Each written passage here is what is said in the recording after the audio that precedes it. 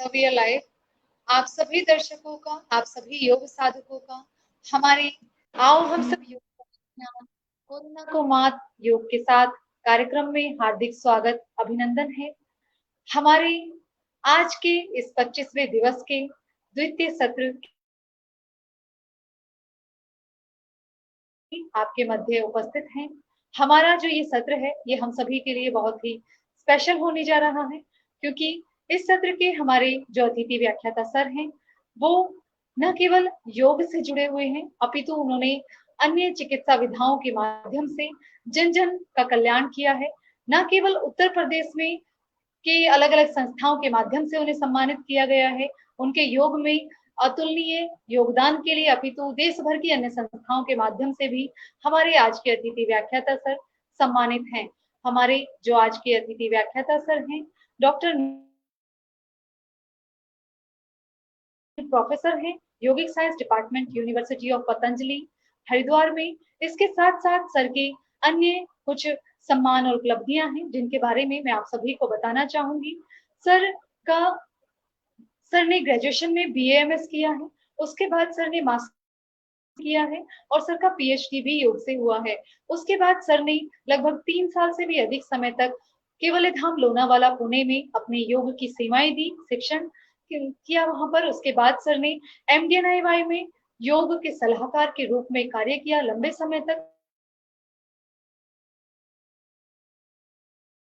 RBI PMT Delhi में sir ने इस हॉस्पिटल में काम किया और सर का PGD with health and hospital management में भी रहा है।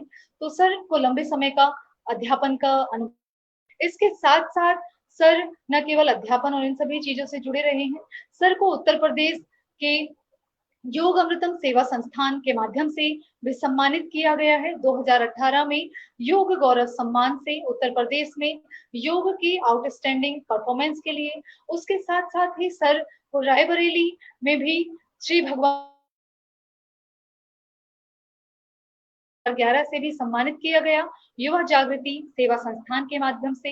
इसके साथ साथ सर लाइफ टाइम मेंबर हैं इंडियन योगा एसोसिएशन के और सर ने इंडियन योगा एसोसिएशन के लीड एग्जामिनर के रूप में जापान में भी भारत का प्रतिनिधित्व किया है। इसके साथ साथ ही सर ने बहुत सारे योगा मॉड्यूल्स को किया है, जैसे सर ने एनआईओएस जो कि ओपन लर्निंग का जो सिस्टम है एमएचआरडी मिनिस्ट्री के अंतर्गत, उसमें भी सर ने योगा मॉड्यूल्स को विकसित किया है।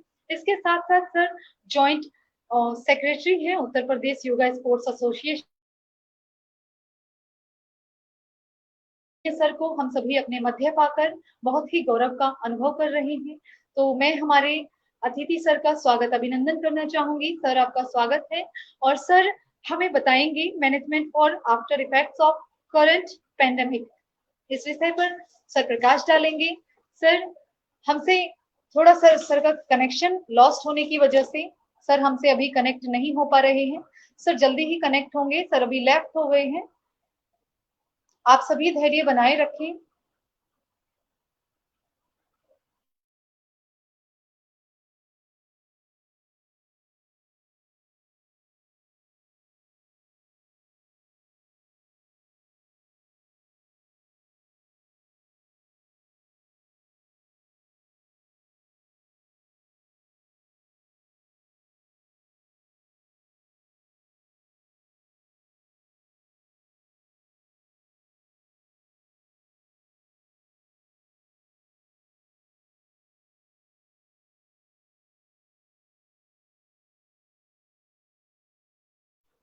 सर के यहाँ कुछ नेटवर्क की प्रॉब्लम्स आ रही हैं, सर जल्दी ही हमसे कनेक्ट करेंगे।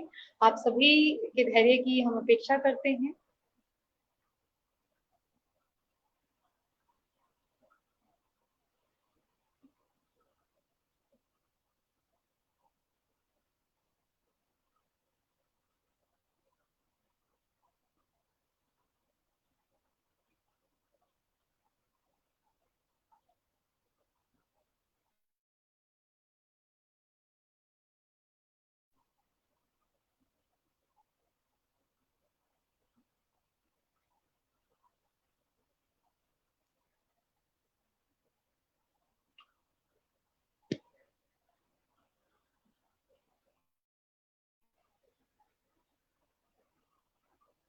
सर हमारे साथ कनेक्ट हो गए हैं।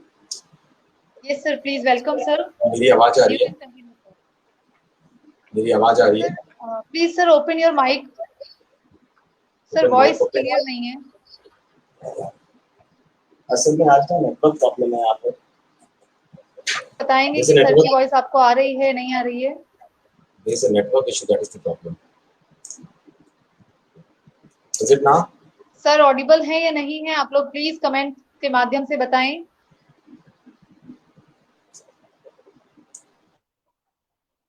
Yes sir, you are audible sir. Sir please continue, over to you sir.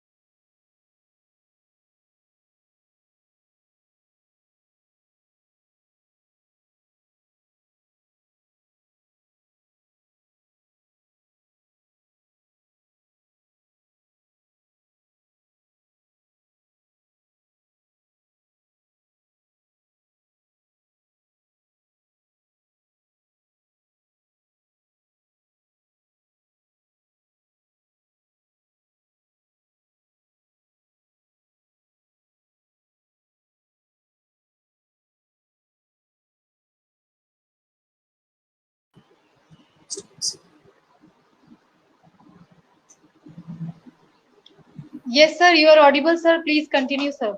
Please continue. Okay, sorry, there's no network pretty much the problem. Yes, here. Okay, let's see how long I can continue. This is Dr. Nidesh from University of Patanjali. So we should start the session today after this long hindrances and obstructions.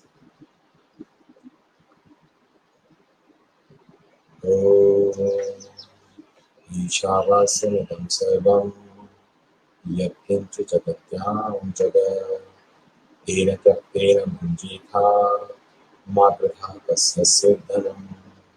Om Shanti Shanti Shanti. So I would like to thank first of all to the organizers of Sobhan Singh Jina University Department of Yoga Science, and I am saying them basically the scholars are here who are handling all these things. So today I am here to talk on the post-COVID management through yoga and allied sciences.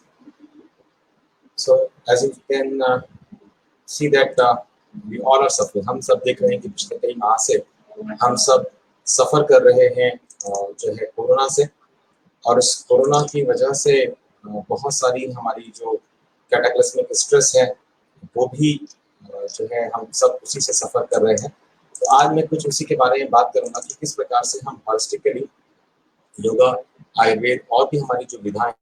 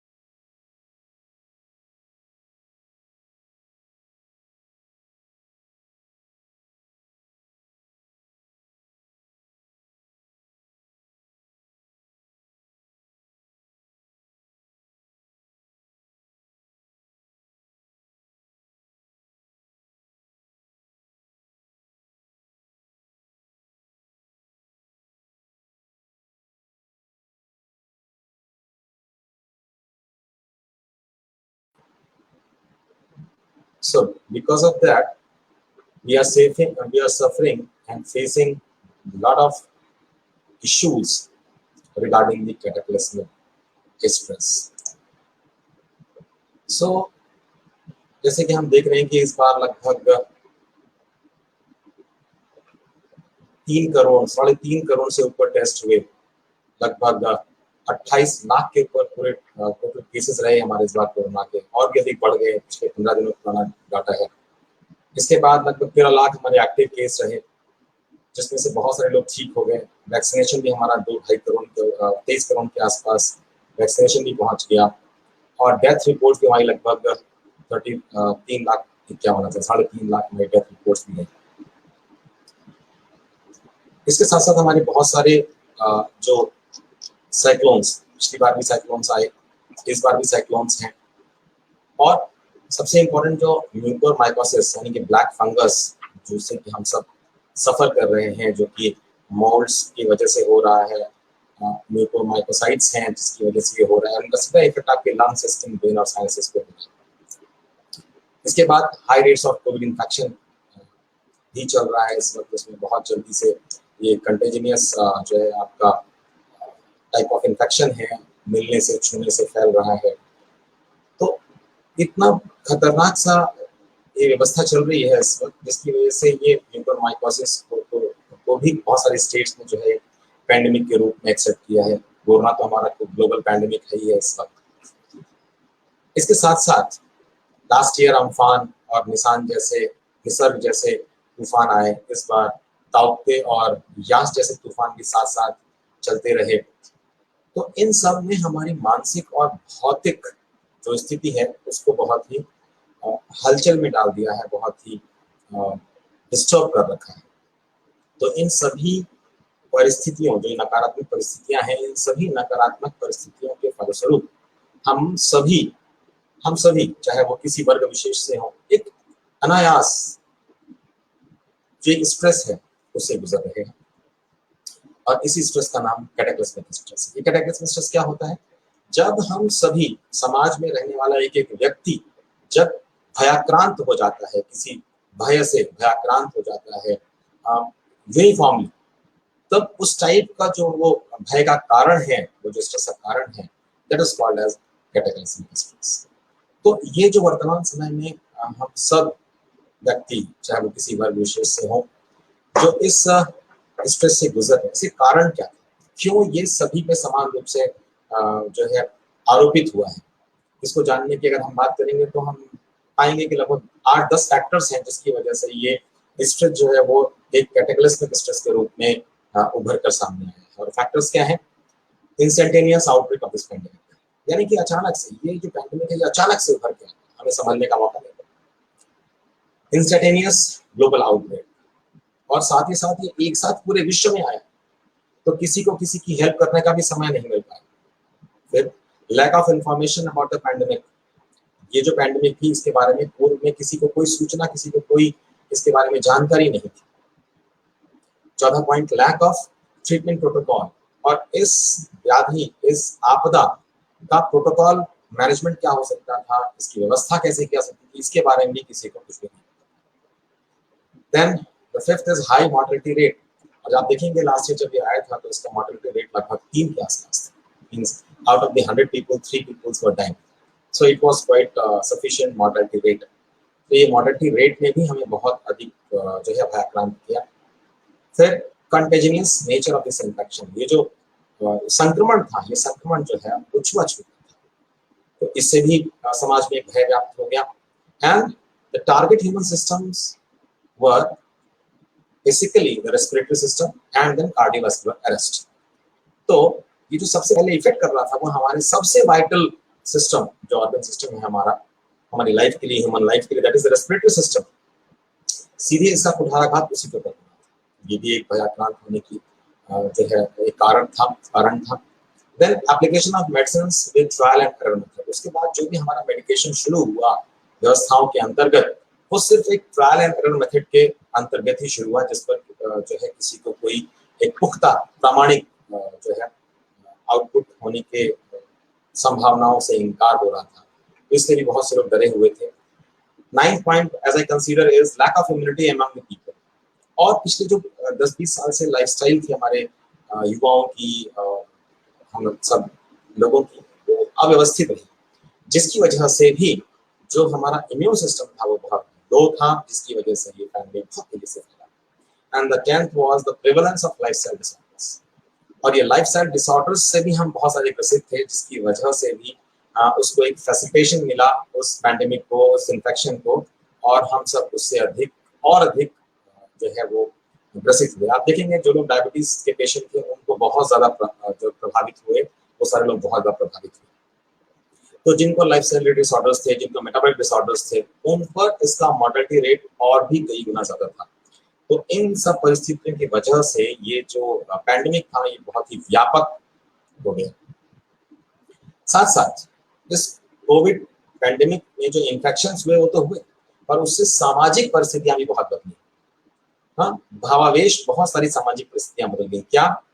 That the major health issues that has been reported during the कोविड-19 pandemic were anxiety, depressive symptoms, insomnia and fear globally.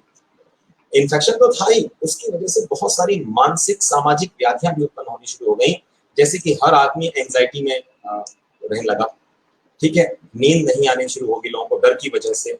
उसके बाद denial behaviour हो गया, लोगों ने काम करना बंद कर दिया, हर जगह से ना ना नकारात्मकता का प्रभाव बढ़ गया। उसके बाद लोगों में गुस्सा अधिक बढ़ गया because of the income slash also, जो कि हमारा इनकम भी बंद हुआ। इससे बहुत सारी वजह से जो हमारे मानसिक अवसाद की स्थितियां रही वो भी उत्पन्न हुई। और साथ ही साथ ये जो डर था ना, व्याधि का डर था, ये हमारे मनोमस्तिष्क में स्थापित होता चला गया। उसकी वजह से जो मनुष्य थे उनका एग्रीवेशन लेवल, एंजाइटी लेवल बहुत ज्यादा बढ़ गया, या फिर लोगों का डिप्रेशन लेवल बहुत ज्यादा बढ़ गया। सो जिन लोगों का प्री एग्जिस्टिंग मेंटल डिसऑर्डर्स थे वो भी ना ग्रो अप हो गए, यानी कि जो भी व्यक्ति पहले से साइकोलॉजिकली या फिजियोलॉजिकली इल थे, उनकी इलनेस पे इस कोविड ने डायरेक्टली इनडायरेक्टली हर तरीके से उसको प्रवोक किया, जिसकी वजह से anxiety, fear related to infection can lead to acts of discrimination.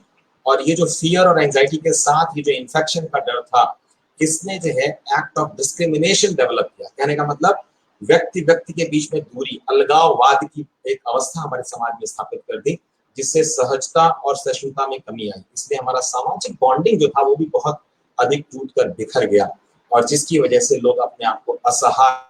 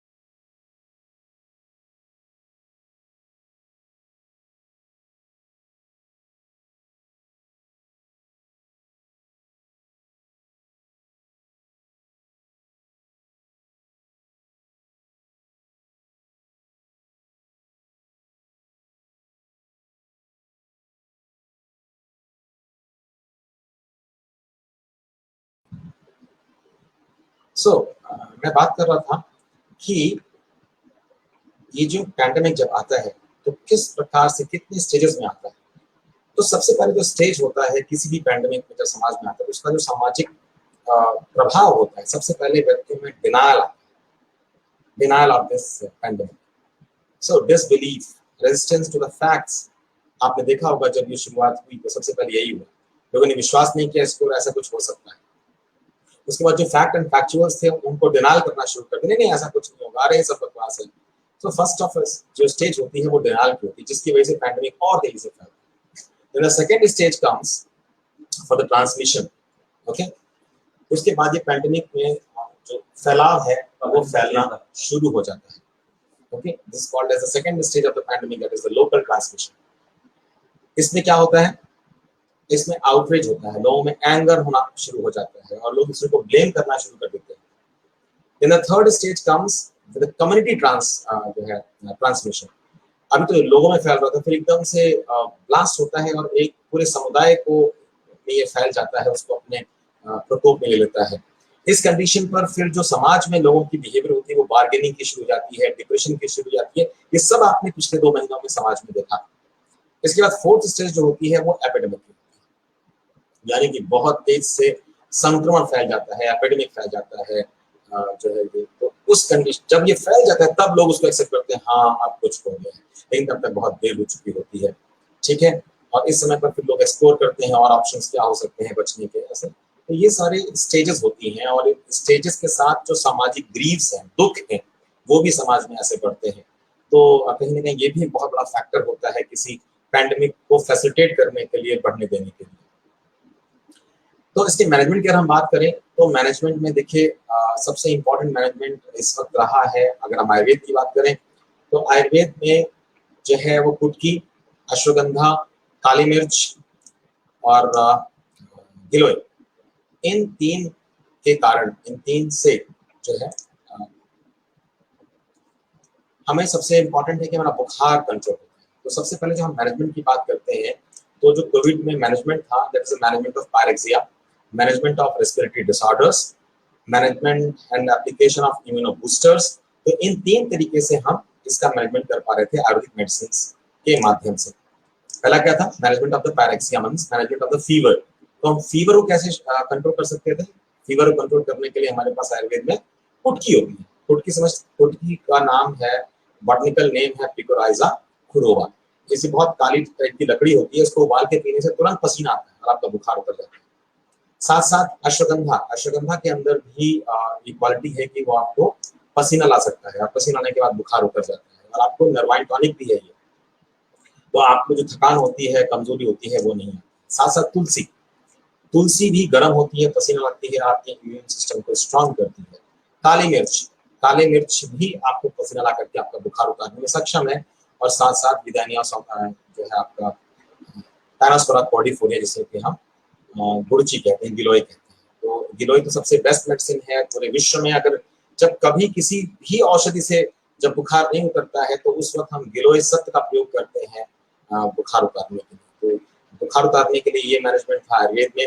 इसके बाद रेस्पिरेटरी डिसऑर्डर्स, अगर उसकी वजह से सेकेंडरी सिम्टम्स आ चुके हैं रेस्पिरेशन में, तो उसको, उसके आउटकम के लिए हमारे पास अगेन बड़ी पीपली, हाइपरलॉन्गम, जो पीपली बोलते हैं, बड़ी पीपली शहतूत के समान होती है, ब्लैक कलर की पीपली, वो है। प्लस मुलेठी है। उसके बाद मुलेठी का बॉटनिकल नेम है ग्लिसराइजा ग्लैब्रा। उसके बाद वासा, वासा को अडूसा भी बोलते हैं, अडूसा, वासा, इसका बॉटनिकल नेम है एथोडा वेसिका। और तो ये जो है ये आपके रेस्पिरेटरी सिस्टम को स्टैब्लिश करने के लिए बहुत अच्छी आयुर्वेदिक मेडिसिन है। Third, application of immuno boosters, हम अपने आप को मजबूत कैसे करें, अपने इम्यून सिस्टम को स्ट्रांग कैसे करें। तो उसके लिए जो है मल्टीविटामिन थी हमारे पास, ले सकते थे, मिनरल्स ले सकते थे। साथ साथ टैनास्पोरा कॉर्डिफोलिया, अगेन गुड़ची एंड गिलोय, तुलसी और अश्वगंधा। तुलसी, अश्वगंधा और गिलोय, इसके माध्यम से हम अपना इम्यून सिस्टम बहुत अच्छे से स्ट्रांग कर सकते हैं। आपने देखा होगा इस समय पर बहुत कोरोनिल की बहुत डिमांड थी, प्रतिनिधि प्रोडक्शन है हमारा ये कोरोना में, और करोड़ों करोड़ों लोगों ने जो है इसका ऑर्डर किया और सप्लाई भी की गई। आपको बता दूं कि इसके अंदर जो मेन कंटेंट था वो यही था, गिलोय, अश्वगंधा, तुलसी।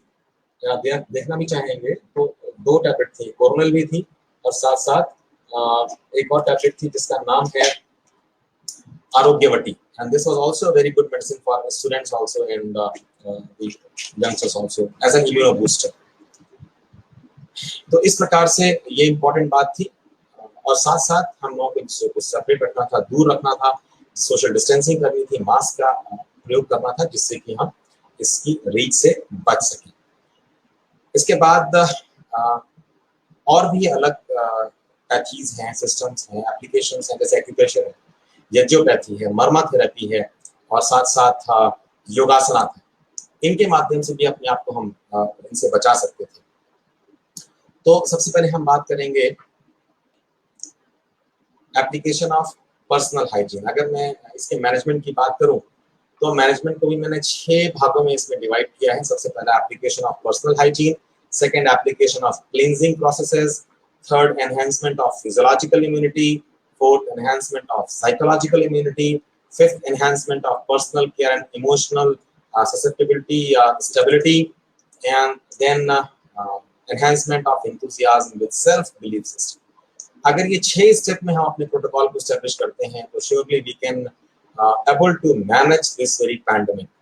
और यही पैंडेमिक नहीं, कोई भी पैंडेमिक अगर आता है तो उसके प्रोटोकॉल के तहत अगर आप इस 6 प्रोटोकॉल को फॉलो करते हैं step by step, no doubt it will be a very good management. तो हम सबसे पहले बात करेंगे एप्लीकेशन ऑफ पर्सनल हाइजीन। तो पर्सनल हाइजीन को कैसे करना चाहिए, यानी कि योग की अगर हम बात करें तो शौच की बात कैसे होगी इस परिप्रेक्ष्य में। तो उसके तहत जो मैंने बातें रखी हैं पर्सनल हाइजीन को डेवलप करने के लिए, उसमें नंबर 1 ये सोशल डिस्टेंसिंग तो है ही है, आपका मास्क एप्लीकेशन तो है ही है, सैनिटाइजेशन तो है ही है। इसके आगे क्या है, एक्यूप्रेशर। आप एक्यूप्रेशर के माध्यम से देखेंगे यहाँ से लेकर यहाँ तक का जो एरिया है ये आपका फेस और लंग्स के लिए जो है उसका रोल प्ले करता है। तो अगर ये हमारा इम्यून सिस्टम इसका एक्टिव है, ये सिस्टम हमारा एक्टिव है, तो हम सेकेंडरी इन्फेक्शन से अपने आप को बचा सकते हैं। So the lung meridian in acupressure we have this lung meridian, so we have to activate this lung meridian. Secondly फणमर्म, अगर हम मर्म चिकित्सा की बात करें तो हम यहाँ से फणमर्म जो होता है वो आप देखेंगे आपके नाक है, अगर आपके नाक के नीचे यहाँ पे साइड में दबाएंगे तो आपको 2 गड्ढे दिखाई देंगे, ग्रूव लाइक स्ट्रक्चर दिखाई देगा, कुछ पिक लाइक स्ट्रक्चर दिखाई देगा। इसको आप दबाते हैं अगर तो this activates the whole nasal passages, तो इसको बोलते हैं फणमर्म। और ये फणमर्म क्या है कि यहाँ से जो फेस के अंदर आपकी आर्टरीज हैं पूरे फेस और साइनसेस में, यहाँ उसका सेंटर पॉइंट है, तो यहाँ से आप एक्टिवेट करते हैं तो पूरे फेशियल रीजन में प्लस आपके साइनस रीजन में और नासल रीजन में जो ब्लड सप्लाई है, आर्टरियल ब्लड सप्लाई है, वो फास्ट हो जाता है। और जैसे ही ब्लड सप्लाई पहुंचेगी वैसे ही आपके WBC पहुंचेंगे और आपकी जो इम्यूनिटी है उस जगह की वो स्ट्रांग हो जाएगी। तो इसलिए फणमर्म is very important for our facial and nasal passages. Second is स्थेपनी मर्म। स्थेपनी मर्म वो मर्म है जहां पर आप बिंदी लगाते हैं यहाँ बीचों बीच। तो देखेंगे आप 2 भवों के बीच में अगर आप यहाँ पे ध्यान से देखेंगे तो यहाँ भी एक ट्रायंगुलर ग्रूव है, ऐसा एक ट्रायंगुलर ग्रूव यहाँ भी मिलेगा। तो दिस इज स्थेपनी मर्म। स्थेपनी मर्म में क्या है, यहाँ से वीनस ड्रेनेज होता है, ये पूरे फेस का यहाँ पे सेंटर ऑफ वीनस ड्रेनेज है, तो इसको शिरा मर्म भी इसीलिए बोलते हैं। तो यहाँ पर एक्टिवेट करने से क्या होता है कि फेस और नेजल पैसेज साइनसेस से जितना भी ब्लड है वो फटाफट यहाँ से बाहर जाता है। तो यानी कि अगर यहाँ पे कोई टॉक्सिसिटी हमारी एस्टेब्लिश हो जाती है तो वो टॉक्सिसिटी को जल्दी से रिमूव करने के लिए this is the process to activate this स्थेपनी मर्म। इसके बाद है अपांग मर्म। अपांग मर्म जो आपका फ्रंटल आपका फोरहेड है, आपका ये फ्रंटल बोन है, इस फ्रंटल बोन का जो सुपरफिशियल एज है, इस एज के नीचे अगर हम यहाँ पे प्रेस करते हैं तो अगेन ये आपके हेडेक को कंट्रोल करता है, क्योंकि यहाँ से जो ब्लड सप्लाई है पूरे ब्रेन को यहीं के थ्रू पास होती है, खासकर फ्रंटल लोब को। जब से आप एक्टिवेट करते हैं जो सामने हेडेक होता है वो हेडेक आपका काफी रिलीफ होता है। इसके बाद शंख मर्म। शंख मर्म कान के पास देखिए आप, यहाँ पर भी 2 गड्ढे हैं जिनको शंख मर्म कहा जाता है। और ये शंख मर्म जो है ये भी ब्लड सप्लाई को पूरे हेड में कंट्रोल करते हैं, ठीक है। तो ये शंख मर्म is also for the helpful for the headache. इसके बाद क्रिकेटिका मर्म है। क्रिकेटिका मर्म क्या होता है, क्रिकेटिका मर्म आपके सर के पीछे, देखिए सर के यहाँ सर के पीछे जो है जहाँ से हेड और नेक शुरू होता है उसके बीच में एक पॉइंट है। ये क्या करता है, यहाँ जो स्पाइनल ब्लड फ्लो है, स्पाइन के थ्रू जो ब्लड फ्लो आ रहा है और हेड को जा रहा है प्लस हेड से स्पाइन को जा रहा है, उसका ये सेंटर पॉइंट है। तो इसमें अगर हम एक्टिवेट करते हैं इसको तो हमारा स्पाइनल फ्लो और towards the brain blood flow activate होता है। तो ये हो गया। इसके बाद अंश मर्म, आप देखिए बॉडी एक होता है, बॉडी एक के लिए आपका अपर बैक के लिए आपका ये जो अंश मर्म ये कहाँ होता है, आपका क्लेविकल बोन। इस क्लेविकल बोन और ये पीछे आपका ट्रेपेजियस बोन है, इसके बीच में ना ग्रूव है, गड्ढा है, इस गड्ढे को बोलते हैं अंश मर्म, ये मांस मर्म है। इसको दबाने से आपका अपर बैक जो है वो रिलीज होता है, रिलैक्स होता है। इसके बाद है आपका नील धमनी मर्म। नील धमनी मर्म आप देखेंगे जो स्टर्नम बोन है आपकी चेस्ट में, स्टर्नम बोन के जस्ट ऊपर एक ग्रूव है, ये नील धमनी मर्म। यहाँ से क्या होता है, आर्च ऑफ एओर्टा से पूरी ब्लड सप्लाई रिलीज होती है, सबक्लेवियन आर्टरी आपके हाथों में जाती है, प्लस कैरोटिड आर्टरी आपके ब्रेन में जाती है, हेड में जाती है। तो ये एक्टिवेशन करने से भी आपका पूरा blood supply towards the chest region, hand, head ये एक्टिवेट होता है, जो कि बहुत ही हेल्पफुल होता है। एंड लास्टली दी अपस्तंभ मर्म। अपस्तंभ मर्म आपके हृदय प्रदेश है, आपका हार्ट, जहां भी आपका ये जो एपिगैस्ट्रियल ग्रूव है इसके जस्ट 1 इंच ऊपर और 1 इंच लेफ्ट में आपका हार्ट है। इस हार्ट के ऊपर प्रेस करने से बोलते हैं अपस्तंभ मर्म। ये कार्डियोपल्मोनरी सिस्टम जो है आपका रेस्पिरेटरी और हार्ट का जो कोरिलेशन है इसको स्ट्रॉन्ग करता है, जिससे कि सेकेंडरी जो कंडीशंस आती हैं, कार्डियोपल्मोनरी अरेस्ट आते हैं इस डिजीज में, वो चेक होते हैं। तो इस प्रकार से मैंने आपको मर्म पॉइंट्स बता दिए इससे संबंधित। इसके बाद आपको यम नियम का पूर्णतः पालन करना पड़ेगा पर्सनल हाइजीन में, अहिंसा, सत्य, आस्तेय, ब्रह्मचर्य, परिग्रह। आप सब जानते हैं, इसको बताने की बहुत जरूरत नहीं है कि ये किस प्रकार आपके लिए हेल्पफुल होगा। नियम, शौच, संतोष, तप, स्वाध्याय, ईश्वर प्रणिधान, ये सारे के सारे मुझे इसमें डीप जाने की जरूरत नहीं है। आप सभी अच्छे स्कॉलर्स हैं योग के, आप सब इसके बारे में जानते हैं कि ये सेकेंडरी आपको हेल्प करने वाला है। And lastly in personal hygiene we have yagya. आप देखेंगे यज्ञ जो है वो आपके एनवायरमेंट को क्लीन करता है। आपने सुना होगा कि जब 1984 में भोपाल त्रासदी हुई थी और वहां पर एक बहुत ही जहरीली गैस का स्राव हो गया था एक जो है फैक्ट्री से, तो 8-10 ऐसे घरों में कोई डेथ नहीं हुई थी जिन घरों में रोज यज्ञ होता था। यज्ञ से क्या होता है, यज्ञ से आपका जो एटमॉस्फेयर है वो क्लीन हो जाता है। यहाँ तक कि रेडिएशंस जो होते हैं, रेडिएशन, एटमॉस्फेरिक रेडिएशंस जो होते हैं उसका भी प्रभाव शून्य हो जाता है, और ये छोटे मोटे जो माइक्रोब्स हैं इनका डेवलपमेंट बहुत कम हो जाता है। तो इस प्रकार ये जो पैंडेमिक है इसमें यज्ञोपैथी आपके एनवायरमेंट को क्लीन करने के लिए the best therapy it is, so I recommend for the यज्ञोपैथी। तो ये था पर्सनल हाइजीन को मैनेजमेंट करने के लिए। इसके बाद है एप्लीकेशन ऑफ क्लींजिंग प्रैक्टिसेस। ये सब करने के बाद फिर हमें अंदर की सफाई करनी चाहिए। अंदर की सफाई करने के लिए इस पैंडेमिक में नेति था, जल नेति, नस्य और कपालभाति। नस्य का अर्थ है कि नाक में कोई भी औषधि डालना, तो रात में नाक में कोई भी तेल, अणु तेल या कोई भी तेल आप डाल सकते थे, मिट्टी के तेल को छोड़ करके, और सुबह उठ करके आप नेति करें तो इससे आपका जो नेजल पैसेज था ये क्लींस होता था। साथ ही साथ कपालभाति, तो कपालभाति, नस्य, नेति और कपालभाति, रात में नस्य, सुबह जल नेति और उसके बाद कपालभाति, इससे आपका पूरा ये जो रेस्पिरेटरी क्लींजिंग था ये क्लींजिंग हो सकती थी, इससे भी काफी रिलीफ मिलता है। इसके बाद है फिजियोलॉजिकल इम्यूनिटी। फिजियोलॉजिकल इम्यूनिटी के लिए हमारे पास योगासन आते हैं, तो मैंने एक प्रोटोकॉल बनाया जिसमें 16 आसनों का एक सूर्य नमस्कार की भांति एक प्रैक्टिस एस्टेब्लिश करी। तो इसमें क्या खास बात थी कि इसमें थकान बहुत जल्दी होती थी इस प्रॉब्लम में, इस पैंडेमिक में, तो उसके लिए हर चौथा जो आसन था वो रिलैक्सेशन का था। और इन सारे आसनों का जो मेन इम्पैक्ट था वो था effect on lungs, upper respiratory system और थोरैसिक केज। तो सबसे पहले एक स्थिति थी, आप चाहें तो नोट कर सकते हैं। सबसे पहले ताड़ासन, हाँ, इनहेल करते हुए व्यक्ति को ताड़ासन में आना है खड़े होकर के। इसके बाद एक्सेल करते हुए बाधस्तासन। सबसे पहले प्रणामासन, simple yogic breath. Second is ताड़ासन विद इनहेलेशन। थर्ड इज बाधस्तासन with exhalation and fourth is बाधस्तासन के बाद सीधे आप वज्रासन में वहीं से बैठ जाए और वहां पे नॉर्मल ब्रीदिंग करें, डीप ब्रीदिंग करें एज पर द कैपेसिटी। इसके बाद वज्रासन के बाद आप मंडूक आसन में जाएं एक्सहेल करते हुए। उसके बाद फिर पीछे उठ करके सुप्त वज्रासन में जाएं इनहेल करते हुए। फिर उठते हुए उत्तान मंडूक आसन करें एक्सहेल करते हुए, और फिर उत्तान मंडूक के बाद आप सब आसन में चले जाएं रिलैक्स करते हुए। तो 8 पोजीशन हो गए। चौथी पोजीशन पे वज्रासन, 8वीं पोजीशन पे सवासन, इन दोनों में रिलैक्स कर सकते हैं। The 9th position is shavasana में मरकट आसन, एक बार लेफ्ट एक बार राइट, ठीक है। इसमें इनहेल एक्सहेल दोनों आप जानते हैं कैसे करते हैं। इसके बाद फिर मरकट आसन लेफ्ट हो गया, इनहेल एक्सहेल। उसके बाद भुजंगासन, वहां से आने के बाद जब आप टर्न करेंगे, टर्न करके पेट के बल आ जाएंगे और सीधे भुजंगासन विद इनहेलेशन। भुजंगासन में आने के बाद फिर उठ के बैठ जाएंगे और फिर marjarasana. Marjarasana is again relaxation with inhalation and exhalation. तो देखिए आप यहाँ पे आपका पूरा स्पाइनल ट्विस्ट भी हो गया, हाँ, लेटरल ट्विस्ट भी हो गया और बेंडिंग और एक्सटेंशन भी हो गया। तो ये हो गया 9 पोजीशन, सॉरी 12th पोजीशन हो गया।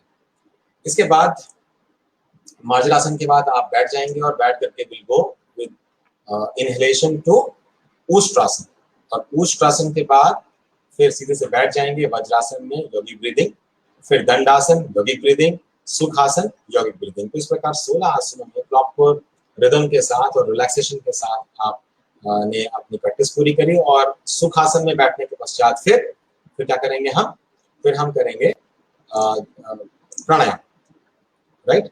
तो प्राणायाम के लिए जो प्रोटोकॉल बनाया उस प्रोटोकॉल में सबसे पहले सूर्य भेदना, उज्जाई, नाड़ी shodhana, bhramari, udgeeth with breath awareness, and in mudra, gyan मुद्रा एंड जालंधर बंधन।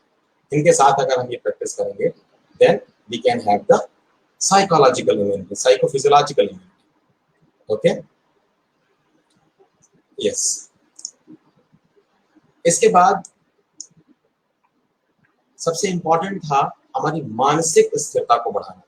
सो मानसिक स्थिरता को बढ़ाने के लिए सबसे इंपॉर्टेंट था इस समय पर इस प्रोटोकॉल में प्रत्याहार का प्रयोग। अब प्रत्याहार के अंतर्गत क्या था, आपको डाइट मैनेजमेंट करना था, मास्क एप्लीकेशन है, हैंड सैनिटाइजेशन है, डेली रूटीन का प्रॉपर फॉलो करना था। ये तो था ही। योग में हम क्या इसमें इंप्लीमेंट कर सकते थे वो मुख्य बात है। तो आप अगर पढ़ा होगा तो श्रीमद् भगवद गीता के दूसरे अध्याय के 58वें श्लोक में कहा गया है, प्रत्याहार को ही बताया गया है कि जब कोई विशेष विषम परिस्थिति आए तो उस विषम परिस्थिति में क्या करना चाहिए, प्रत्याहार कैसे करना चाहिए। तो वहां पर कहा गया है कि यदा संहरते चायम कूर्मो अंगानीव सर्वशः इंद्रियाणि इंद्रियार्थेभ्यस्तस्य प्रज्ञा प्रतिष्ठिता। अर्थात व्यक्ति को कछुए की भांति अपने समस्त अंग अवयवों को अपने शरीर के अंदर समेट कर रखना चाहिए। So this is the act of प्रत्याहार। हाँ, ऐसी किसी कैटाक्लिस्मिक स्ट्रेस की कंडीशन पर ये भी व्यवस्था बताई गई है हमारे शास्त्र में। और क्या कहा गया प्रत्याहार के लिए, यहाँ ये भी कहा गया कि हमें इंद्रियों को नियंत्रित करना है। क्यों इंद्रियों को नियंत्रित करना है? क्योंकि इंद्रियां जो होती हैं, इंद्रियाणाम हि चरिता यन मनो अनुविधीयते यदस्य हरति प्रज्ञाम वायुर्नाव विमांभिसः आंभसि। यानी कि जैसे समुद्र में आंभसी मतलब समुद्र जहाँ पे बहुत जल होता है, उस समुद्र में जिस प्रकार वायु जो है नाव को कहीं भी ले जा सकती है, उसी प्रकार इस भव सागर में, जीवन रूपी भव सागर में हमारे शरीर को या हमको, हमारी बुद्धि को, नाव रूपी बुद्धि को, हमारी तरणी को या हमको, ये जो इंद्रियां हैं ये कहीं भी ले जा सकती है। इसलिए इस वायु को, इस इंद्रिय को नियंत्रित करना बहुत जरूरी है संयमित रहने। तो संयम बहुत आवश्यक है और संयम के लिए इंद्रियों का नियंत्रण बहुत आवश्यक है, क्योंकि जब नियंत्रित इंद्रियां ही आपकी बुद्धि को विकसित कर सकती हैं, अनियंत्रित इंद्रियों के साथ आपकी बुद्धि विकसित नहीं हो सकती। ओके, सो सिर्फ और सिर्फ नियंत्रित इंद्रियां ही चेतना और बुद्धि का विकास कर सकती हैं। यह भी लिखा गया है दूसरे अध्याय के 68वें श्लोक में, तस्मात्तस्य महाबाहो निगृहीतानि सर्वशः इंद्रियाणि इंद्रियार्थे अभ्यास्तस्य प्रज्ञा प्रतिष्ठिता। तो प्रज्ञा को प्रतिष्ठित करने के लिए जो है इंद्रियों का निर्हरण बहुत आवश्यक है। तो इस प्रकार से हम अपने आप को व्यवहारिक रूप से और मानसिक रूप से स्थापित कर सकते हैं। साथ ही enhancement of the personal care and emotional support. आपने देखा कि इस वक्त रोगी को एक पर्सनल और इमोशनल सपोर्ट की बहुत जरूरत है, और जिनके परिवार से, जिनके लोगों से उनको ये प्राप्त हुआ, उन्होंने निस्संदेह इस भयावह स्थिति से बाहर निकल के आए। वहीं पर जिन लोगों को पारिवारिक और अपनों का साथ नहीं मिला, इमोशनल सपोर्ट नहीं मिला, उन्होंने बहुत जल्दी जीवन से हार मान ली। तो इसके लिए क्या करें, योग में इसके लिए क्या बताया गया है, तो कहा गया है अगेन श्रीमद् भगवत गीता, कहा वहां पे एक स्थिति आती है स्थित प्रज्ञ की। तो जो व्यक्ति स्थित प्रज्ञ है उसको ज्यादा इमोशनल सपोर्ट की आवश्यकता नहीं होती, यानी कि वो इमोशनली बहुत ही स्ट्रांग होता है। तो स्थित प्रज्ञ तो अपने आप में है ही, और यदि स्थित प्रज्ञ नहीं भी है तो क्या करें, तो या तो स्थित प्रज्ञ हो या फिर उसको ज्ञान योग हो, यानी कि उसको हर बात का पता हो तो भी उसको दुख नहीं होगा, उसको संशय नहीं होगा, मानसिक रूप से वो कमजोर नहीं होगा। और यदि ऐसा नहीं है, एक आम व्यक्ति क्या करे, तो आम व्यक्ति के लिए कहा गया कि वो अगर कुछ समझ में नहीं आ रहा है उसको, तो वो यूनिफॉर्म बिहेवियर करे सभी से, किसी को अच्छा बुरा ना कहे, कोई आए ना आए सबसे वो अच्छे से व्यवहार करे, सबसे बराबर का व्यवहार करे। अन्यथा अगर आपने किसी को अच्छा बुरा कहना शुरू कर दिया तो जो एक आध लोग आपके लिए कुछ कार्य भी करना चाह रहे हैं, कुछ सेवा करना चाह रहे हैं, तो वो भी नहीं करेंगे। तो इसलिए क्या कहा गया कि व्यक्ति को बिल्कुल सामान्य यूनिफॉर्म बिहेवियर टू ऑल, ठीक है। सुहृद मित्रार्द्यु दासीन मध्यस्थ द्वेष बंधुषु साधुष्वपि च पापेषु समबुद्धिर विशेषते। तो समबुद्धि होनी चाहिए, समबुद्धि रखने से काफी जो है इमोशनल सपोर्ट रहता है। इसके बाद हमारी लाइफस्टाइल जो है ना वो बिल्कुल राइट होनी चाहिए, जिसे बोलते हैं राइटियस लाइफस्टाइल हमारा होना चाहिए। आप सब जानते हैं युक्त आहार विहारस्य युक्त चेष्टस्य कर्मसु युक्त स्वप्नावबोधस्य योग भवति दुःखः। तो इससे भी आप अपने आप को बचा सकते हैं। इसके बाद अगर इसके बावजूद भी कुछ हो जाता है, then what to do, bear with, have patience, धैर्य रखें और समय को निकलने दें, ठीक है। इससे भी बहुत सारे जो है इमोशनल सपोर्ट आपके पास होता है कि ठीक है समय व्यर्थ है, अभी समय चला जाएगा, सब ठीक हो जाएगा। This thought also gives you a important emotional support.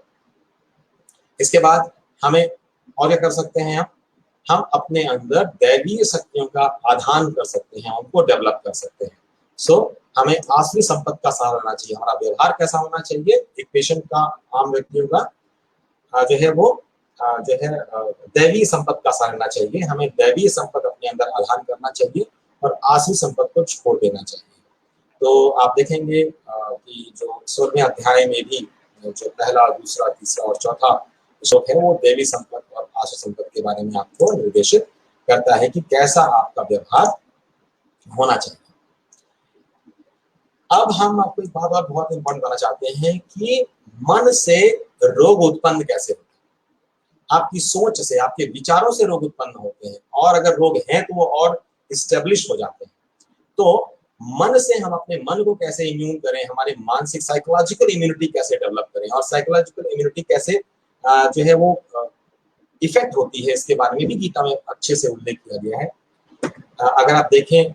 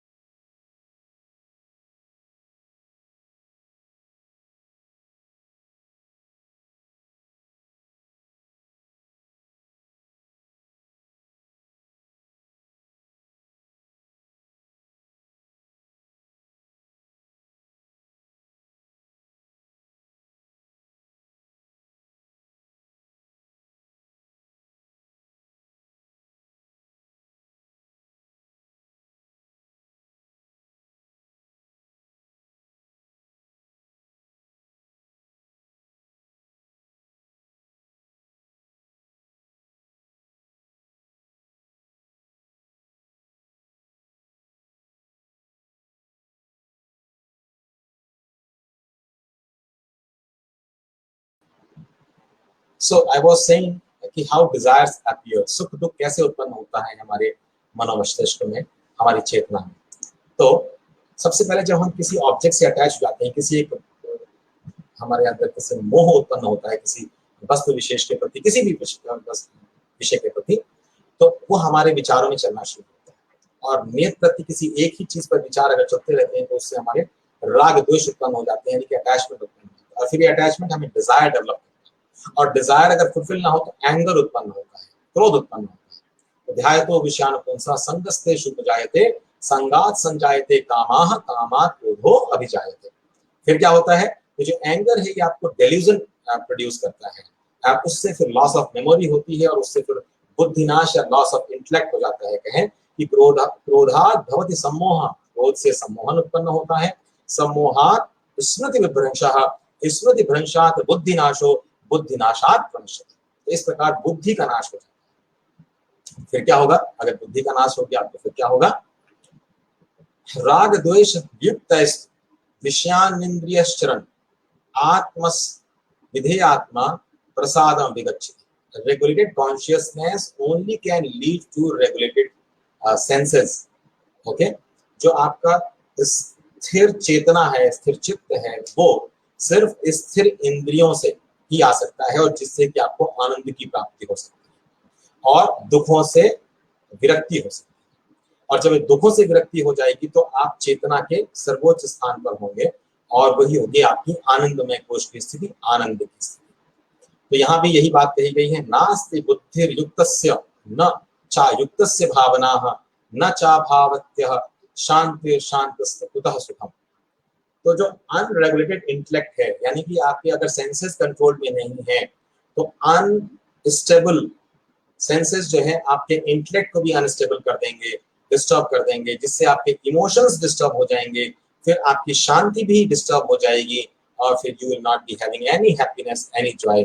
So this is how you can have a state of joyfulness or the peacefulness or happiness. So these are the key points to get happy with yourself, not because of others. तो हम खुश कैसे रहें, हम आनंद में स्वयं कैसे रहें, उसका यहाँ पे व्याख्यान किया गया, उसको बताया गया। इसके बाद जो हम ट्रीटमेंट ले रहे हैं, उस ट्रीटमेंट प्रोटोकॉल में एंथुसियाज्म और सेल्फ बिलीफ सिस्टम कैसे डेवलप करें, उसके लिए महर्षि पतंजलि ने भी व्याधिस्त्यान संशय प्रमादालस्य अवृत्तिभ्रांति दर्शन अलब्ध भूमिकत्व अनावस्थितत्वानि चित्त विक्षेपास्ते यंत्राया, ये अंतराया है, इनको भी कंट्रोल करना पड़ेगा। ठीक है, और व्यवहार में क्या करना चाहिए, हमको क्या करना चाहिए व्यवहार में, पातंजलि योग सूत्र मैत्री करुणा चित्त प्रसादन, मैत्री करुणा मुक्त प्रेक्षाणाम सुख दुख पुण्यापुण्य भावना का चित्त प्रसादन। और क्या करना चाहिए, संतोषादन उत्तम सुख लाभ, संतोष, पेशेंस। तो इस प्रकार से हम, हमारा ये सेल्फ मैनेजमेंट सिस्टम था, जिसमें यदि हमें कोई भी हेल्प नहीं करता है, then this the self management system. At the last हम सब योग के छात्र हैं, योग के स्कॉलर्स हैं, कोई किसी को पढ़ा रहा है, कोई पढ़ रहा है, लेकिन सब हम सब स्कॉलर्स हैं। कोई कभी पढ़ता है, कोई पढ़ाता है, कोई कभी पढ़ता है, कभी पढ़ाता है। तो इस संदर्भ में मैं लास्ट में सिर्फ एक बात कह के अपनी बात को विराम देना चाहूंगा। भर्तृहरि शतक आप सब जानते हैं, भर्तृहरि शतक में 3 शतक हैं, जिसमें कि एक वैराग्य शतक भी है जो कि बहुत ही इंपॉर्टेंट है योग छात्रों के लिए। उसका जो 100वां जो उद्धरण है वो है, धैर्यं यस्य पिता क्षमा च जननी शान्तिश्चिरं गेहिनः सत्यम मित्रमिदं दया च भगिनी भ्राता मनः संयमः शय्या भूमितलं दिशोऽपि वसनं ज्ञानामृतं भोजनं एते यस्य कुटुम्बिनो वद सखे कस्मात् भयं योगिनः। और यदि कोई भी किसी प्रकार का दुख और व्याधि आती है तो ध्यान रखें, एक योग साधक के लिए, योग के स्कॉलर के लिए ये जो उदाहरण है बहुत ही इंपॉर्टेंट है। यदि इससे वो आगे बढ़ता है तो किसी प्रकार की कोई भी व्याधि कभी उसे हतोत्साहित नहीं कर सकती है। क्या कहा गया कि उसको कहाँ रहना चाहिए, मतलब उसे किसके साथ रहना चाहिए, उसकी फैमिली क्या होनी चाहिए, तो कहा कि पिता जैसा धैर्य होना चाहिए उसके पास। ठीक है, हमेशा धैर्य के संरक्षण में रहे, हमेशा पेशेंस रखे।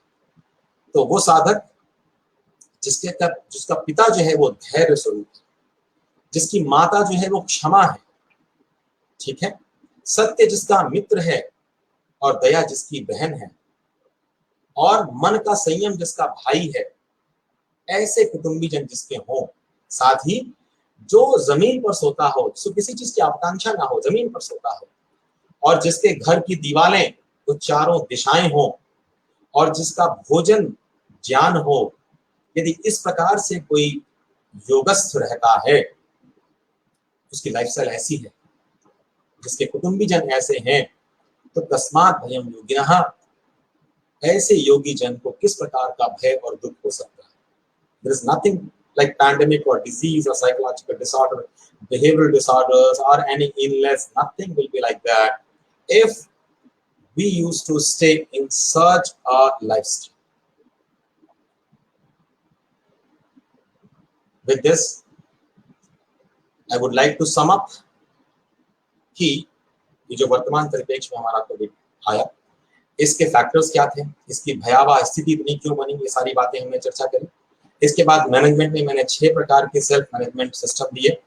उस 6 प्रकार का मैनेजमेंट सिस्टम जो था, that is application of personal hygiene, application of cleansing process, enhancement of physiological immunity, enhancement of psychological immunity, enhancement of personal care and emotional support, and enhancement of enthusiasm, the self-belief system.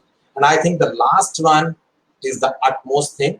If a person is with the last enhancement of the enthusiasm, यदि व्यक्ति का enthusiasm और self belief system बरकरार रहे, किसका आधार है ये? भक्ति योग, भक्ति योग, self belief system, ठीक है। तब स्वाध्याय ईश्वर परिधान, तो उसको कभी भी कोई क्लेश दुख नहीं हो सकता, वो किसी परिस्थिति में रहे, उचित अनुचित उपयुक्त अनुपयुक्त, he will always be at the state of blissfulness, at the state of joy. With this, I would like to thank, and I hope you all might have got some relevant, useful knowledge with this very session. With these very expectations, I would like to thank all the participants here, the listeners here who have listened this session with very patience in spite of having the network problems. I'm sorry for that. Sorry for the inconvenience. Monica ji, your department has properly coordinated with me, and say my blessings to you all and your HODs also. Okay. With this, thank you very much. Oh. Thank you.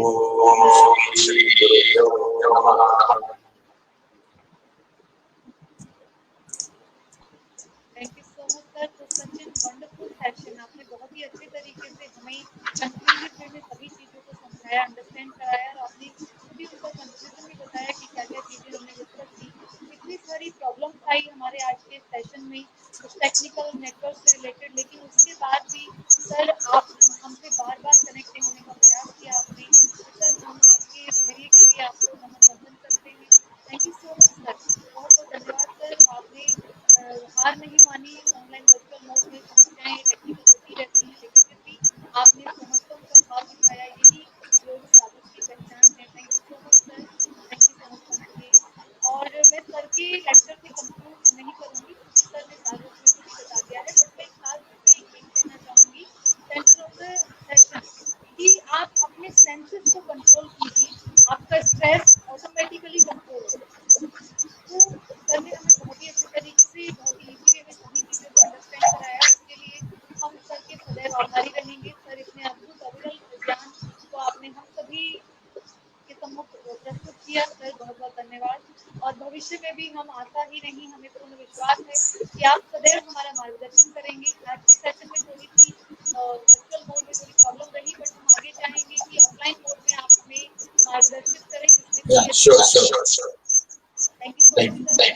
और sir हमारे विभागाध्यक्ष sir doctor नवीन Bhatt sir, आपका बहुत बहुत हृदय से आभार व्यक्त कर रहे हैं, बहुत बहुत धन्यवाद कर रहे हैं, आपके सेशन की बहुत तारीफ कर रहे हैं। तो सर और सभी की तरफ से मैं आपका धन्यवाद करती हूँ, हमारे दर्शकों की तरफ से आपका धन्यवाद, हमारे विभागाध्यक्ष सर की तरफ से आपका बहुत बहुत धन्यवाद। Thank you so much sir. Thank you sir. और सर मैं अपने दर्शकों को अगले सत्र की जानकारी देकर फिर शांति पाठ के साथ आपसे सत्र को यहीं समाप्त करने की अनुमति चाहूँगी। मैं आप सभी को बताना चाहती हूँ, हमारा जो अगला सत्र है 15 से स्टार्ट होगा, उसमें ज्वाइन करेंगे doctor Vikram Singh sir, senior assistant director physical education department, Jawaharlal Nehru university Delhi से। तो आप सभी उनके सेशन को भी अधिक से अधिक मात्रा में ज्वाइन करें, और सर के माध्यम से बताए गए इतने वंडरफुल टेक्निक्स को उन सभी को आप जन जन तक शेयर करें। सर ने इतने अच्छी तरीके से हमें पर्सनल हाइजीन, इमोशनल सभी के बारे में बताया कि कैसे हम इन सभी चीजों को कवर अप कर सकते हैं और कोप अप कर सकते हैं जो हमारे कोविड-19 के आफ्टर, उसमें पोस्ट कोविड में प्रॉब्लम्स आती हैं। तो आप सभी से निवेदन है, इन सभी सेशंस को शेयर करें, तभी हमारा ये आओ हम सब योग करें अभियान कोरोना को मात योग के साथ सफल, सक्षम और सबल बनेगा। इसी भाव के साथ हम सर से अनुमति चाहते हैं आज के सेशन को वाइंड अप करने की। Thank you so much sir, once again thank you sir, और ओम शांति समाप्ति। Thank you sir.